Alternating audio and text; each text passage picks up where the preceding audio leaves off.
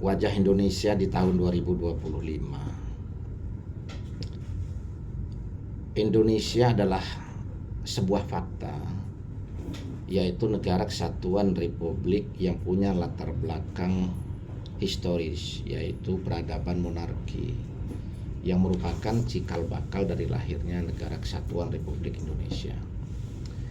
Negara kesatuan adalah hasil konsensus bersama, di mana berakhirnya peradaban monarki yang pada saat itu sudah didominasi pada peradaban Islam, karena hadirnya para penjajah atau terjadinya praktek kolonialisme, yaitu dari Belanda dan Portugis pada saat itu yang menjajah kita, dan akhirnya Jepang juga ikut menjajah kita.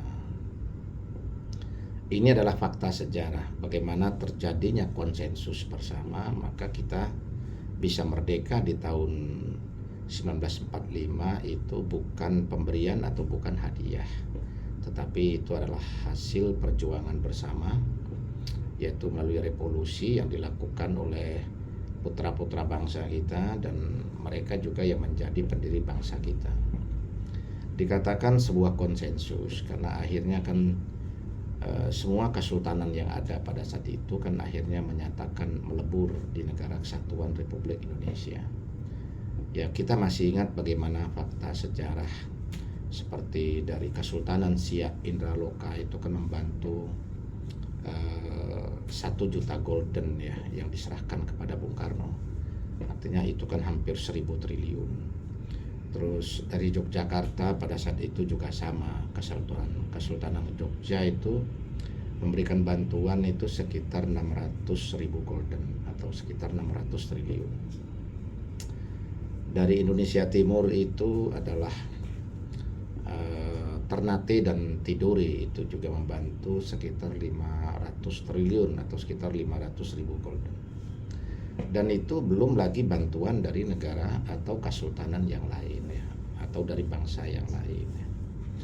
Nah, kita sebut itu sebuah bangsa karena pada saat itu kerajaan itu adalah bangsa yang mereka terpisah-pisah, sehingga waktu itu kita bisa dijajah dalam waktu lama oleh Belanda itu kan karena dipraktekkan atau dengan siasat politik divide et impera yang dilakukan oleh Belanda. Itu adalah wajah Indonesia pertama. Yang kedua, Indonesia adalah negara hukum. Itu merupakan hasil konsensus bersama juga yang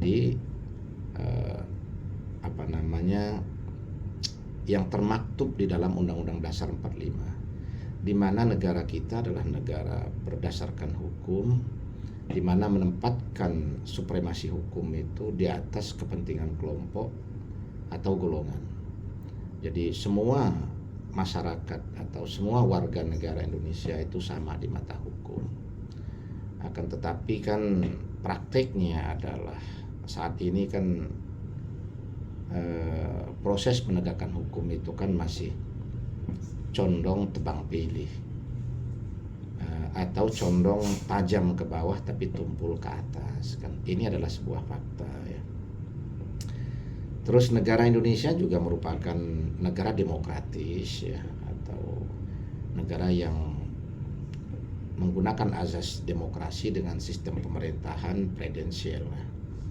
Nah, ini seharusnya proses demokrasi itu juga harus berjalan dalam praktek yang betul-betul demokratis untuk kepentingan masyarakat, di mana kepentingan kelompok atau golongan juga ini harus di bawah kepentingan masyarakat. Akan tetapi kenyataannya adalah yang terjadi saat ini kan praktek politik dinasti, hampir semua di sistem kepartaian itu saat ini memberlakukan atau mempraktekkan politik dinasti, di mana hanya kelompok-kelompok bangsawan politik saja yang bisa menjadi elit politik. Nah, yang saya maksud dengan bangsawan politik adalah keluarga, terus orang dekat, yang satu kelompok ya, atau yang memang udah secara historis mereka adalah dari keluarga-keluarga terdekat yang ada dalam satu circle. Nah, kan ini yang terjadi.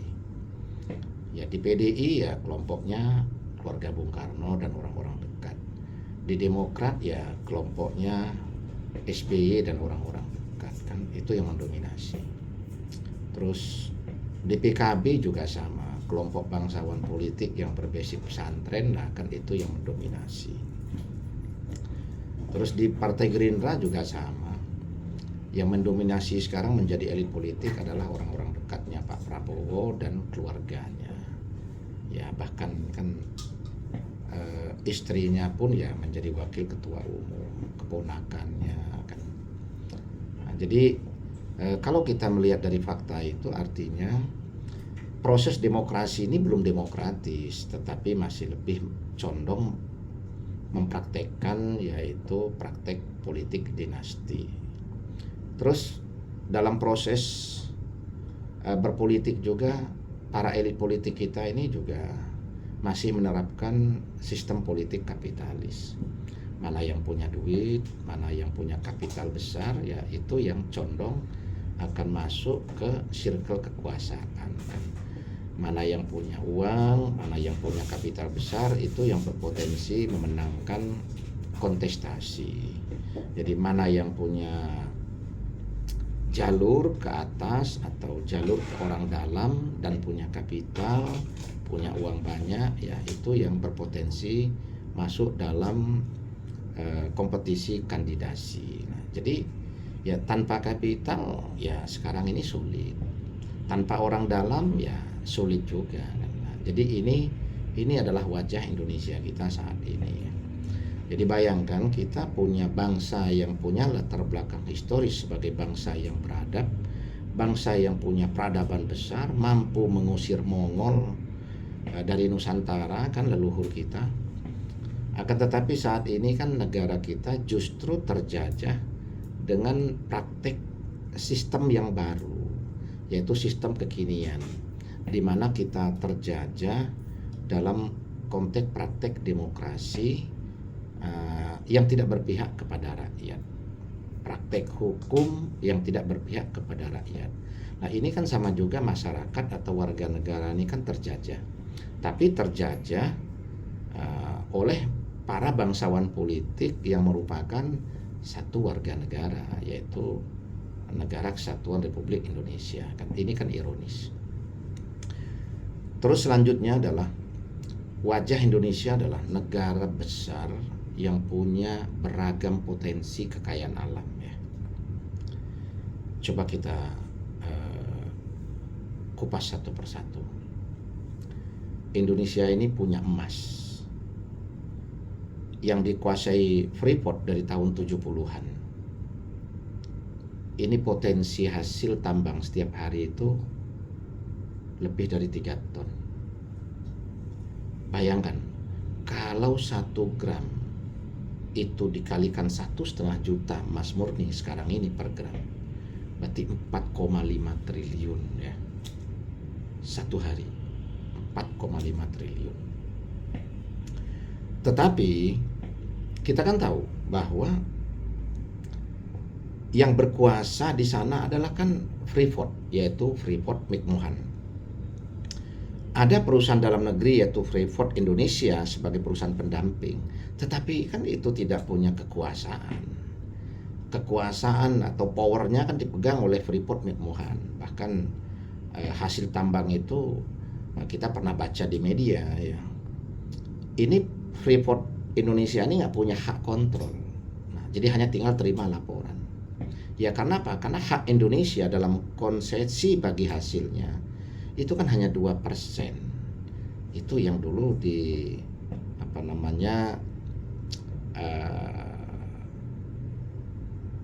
yang disepakati pada masa Orde Baru oleh Pak Harto kan. Ya kalau saat ini kan memang sudah sekitar 55% kan bisa diambil alih di pemerintahan Jokowi. Nah, kalau sebelumnya kita kan hanya 2% dari konsensus bagi hasilnya dan 2% itu kan dari pajak. Nah, bayangkan dari sekitar 4,5 triliun per hari kita hanya kebagian 4% berapa puluh tahun. Terus kita juga punya tambang tembaga yang katanya terbesar nomor 2 di dunia, yaitu Newmont ya. Tetapi sama pada saat itu juga didominasi oleh pihak asing kan. Sekarang ini juga sama, sudah bisa diambil alih di masa Pak Jokowi ini kan sekitar 50% hak saham, kepemilikan sahamnya. Terus Indonesia punya ladang minyak. Hasil tambang minyak di Indonesia ini kurang lebih 605.000 barel ya per hari. Kalau 605.000 barel per hari ya, di Dubai itu kan sekitar 1,1 juta per hari. Tapi Dubai kan nggak punya apa-apa, punyanya kan hanya minyak. Indonesia punya 605.000, artinya kan sekitar 45% ya, 55% dari potensi hasil minyak di Dubai per harinya. Satu barel itu 158,9 liter. Nah, jadi tinggal dikalikan 1 tahun. Jadi berapa ratus juta barel kan? Itu dalam 1 tahun. Ya, jadi berarti kan kita ini punya potensi yang sangat besar juga kan dari tambang minyak. Terus kita punya nikel ya, kita punya boksit ya, kita punya mangaan, terus kita punya timah, kita punya apa namanya perak ya. Terus Indonesia juga disebut dengan negara agraris. Nah, itu menjadi wajah kita juga. Kita punya 156 juta hektar lahan yang potensial, yaitu lahan daratan. Tetapi ironisnya yang sekarang ini produktif diberdayakan oleh masyarakat secara umum itu hanya sekitar 41 juta hektar. Karena 70%-nya dikuasai oleh kelompok tertentu yang kurang lebih 3% dari jumlah penduduk Indonesia kan. Jadi 70% itu kan sekitar 105 juta hektar lahan daratan. Ya, baik digunakan untuk HGU misalnya, kebun sawit, tambang batu bara, terus kebun karet, terus untuk hutan tanaman industri mereka kan. Nah, jadi itu 70% dan hanya dikuasai oleh kelompok masyarakat yang hanya 3% dari jumlah masyarakat Indonesia yang 280 juta kurang lebih. Terus Indonesia punya sawah kurang lebih 8-10 juta hektar lahan. Tetapi ironisnya kita masih impor beras. Karena hasil produksi pertanian kita itu kan hanya kurang lebih 39 juta ton per tahun ya. Kebutuhan kita lebih dari 41 juta. Nah, sehingga setiap tahun ini kan masih selalu melakukan impor beras, yaitu dimulai dari Pak Harto. Tahun 94 kita ini sudah impor beras. Ya, memang pada masa Orde Baru kita sempat mencapai swasembada pangan atau ketahanan pangan karena kita juga bisa ekspor pada saat itu ya. Program swasembada pangan dilakukan Pak Harto itu dari tahun 73 kan tercapai di tahun 84, 11 tahun. Akan tetapi karena sifatnya pragmatis ya, karena program intensifikasinya banyak menggunakan obat atau pupuk yang berbahan kimia, sehingga tanah kita kan menjadi rusak. Yang tadinya humus menjadi tandus, sehingga hasil pertanian kita akan terus menurun. Jadi sampai sekarang ini pun belum ada upaya yang kita lihat produktif ya dan progresif dari pemerintah dari masa ke masa untuk memperbaiki kualitas lahan tersebut, sehingga kita masih impor terus. Nah, sehingga sekarang ini program swasembada pangan ya kita juga nggak tahu dari pemerintah Prabowo ini bisa tercapai atau tidak kalau tidak melakukan perbaikan kualitas lahan ya. Nah, jadi itu adalah wajah Indonesia kita ya. Terus Indonesia punya banyak anak-anak bangsa yang cerdas ya, punya kemampuan sumber daya manusia yang lebih di atas rata-rata ya, baik itu di bidang apa namanya aeronautika, baik itu di bidang elektronik ya, terus di bidang software yang berbasiskan internet, berbasiskan komputerisasi kan, terus anak-anak muda yang punya kemampuan lebih di bidang fisika misalnya, matematika kan ya. Tetapi kan semua itu kan belum diberikan ruang secara produktif oleh pemerintah. Bahkan kan kita sering mendapatkan fakta kalau anak-anak yang cerdas seperti itu kan justru malah sering kan bekerja di perusahaan asing atau dia malah bekerja sebagai tim ahli di luar negeri kan. Contohnya kan anaknya Pak Habibie kan. Ini kan mereka semua kan berkarir di luar negeri karena tempat mereka berkarir tadinya yaitu perusahaan Dirgantara kan terus kita tutup kan. Nggak memproduksi lagi pesawat padahal itu dirintis setengah mati oleh Pak Habibie. Terus wajah Indonesia saat ini juga sama, kita lihat bagaimana para elit politik ini kan sibuk berdebat di publik ya, saling menyalahkan, saling memojokkan. Di saat mereka berkuasa ya mereka memuji pemerintah, di saat mereka ada di circle kekuasaan ya mereka mengabdi kepada pemerintah atau penguasa. Salah mereka katakan benar ya, apalagi benar kan begitu, dianggap dewa. Tapi di saat mereka sudah nggak berada di circle kekuasaan ya mereka adanya menghujat, adanya mereka itu mengkambing hitamkan, terus mereka melakukan justifikasi terhadap diri mereka dan kelompok mereka seolah mereka ini anak dewa, seolah-olah mereka ini benar. Ini yang dipertontonkan sekarang. Ini wajah Indonesia kekinian ya. Nah, jadi ini PR bangsa ini masih sangat berat. Terus wajah Indonesia di bidang ekonomi. Presiden dari masa ke masa ini lepas dari Bung Karno, ini hanya nambah hutang. Zaman Pak Harto lengser, berkuasa 32 tahun, meninggalkan hutang sekitar 800 triliun. Digantikan Habibie, lah ini hutang bertambah sekitar 600, sehingga pada saat Habibie berakhir, hutang kita kan sekitar 1.600. Digantikan Gus Dur, ini hutang yang paling kecil ya, hanya sekitar 450 triliun. Pada saat Gus Dur berakhir itu hutang di bawah 2.000 triliun. Lalu digantikan Bu Mega, ini naik. Digantikan Bu Mega itu hutang bertambah sekitar 1.200 triliun. Sehingga warisan hutang di zaman pemerintahan SBY itu 3.200. SBY menggantikan Bu Mega sama, akhirnya selesai 2 periode nambah hutang juga karena hutang kita punya yang diwariskan SBY kan sekitar 4.700 triliun. Jadi kan bertambah sekitar 1.500 sekian triliun, hampir 1.600 triliun. Nah, jadi presiden kita ini hanya bisanya nambah hutang. Lepas dari Orde Baru masuk ke Orde Reformasi ini kan hanya nambah hutang karena hutang awalnya kan dari Pak Harto. Tapi kan nggak banyak, 32 tahun itu kan hanya sekitar 850 triliun. Warisan hutang SBY sekitar 4.700 triliun, digantikan Pak Jokowi, sekarang hutang kita ini lebih dari 8.000 triliun. Hutang paling besar di masa pemerintahan Pak Jokowi ya.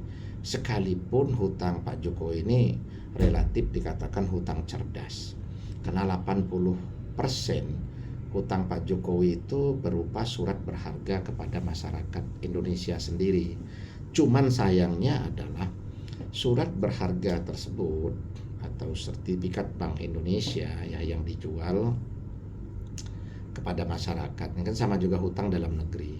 Masalahnya dari 80% nilai hutang yang ada itu ya, itu ternyata kan hanya dari kelompok tertentu yang bisa berinvestasi, yang bisa membeli surat berharga itu kan hanya orang-orang tertentu kan, nggak ada juga masyarakat umum kan. Ya paling juga kan itu kan dikuasai oleh kelompok-kelompok tertentu, makanya suku bunganya kan cukup tinggi kan, hampir 5% kan ya per tahun kan ya. Jadi ini adalah fakta bahwa negara kita ini atau pemimpin di negara kita ini baru bisanya nambah hutang. Jadi kalau kita flashback ke belakang ya, kita punya emas, kita punya tembaga, kita punya minyak, kita punya lahan yang luas, kita punya sawit, kita punya karet, kita punya boksit, kita punya mangaan, kita punya nikel. Lalu kerja presiden dan menteri-menteri itu apa? Kalau mereka hanya mengandalkan hutang untuk membangun. Jadi kalau nggak berhutang mereka nggak bisa membangun. Karena dari sekian ribu, yaitu sekitar 3.200 triliun anggaran APBN itu untuk belanja rutin, untuk bayar suku bunga hutang ya, terus untuk pembangunan. Nah, jadi pembangunan yang bersifat rutinitas. Jadi program-program pembaharuan yang harus dan seharusnya dilakukan oleh Presiden beserta pembantunya ini belum berdampak secara signifikan dalam rangka memberdayakan segala potensi yang kita punya.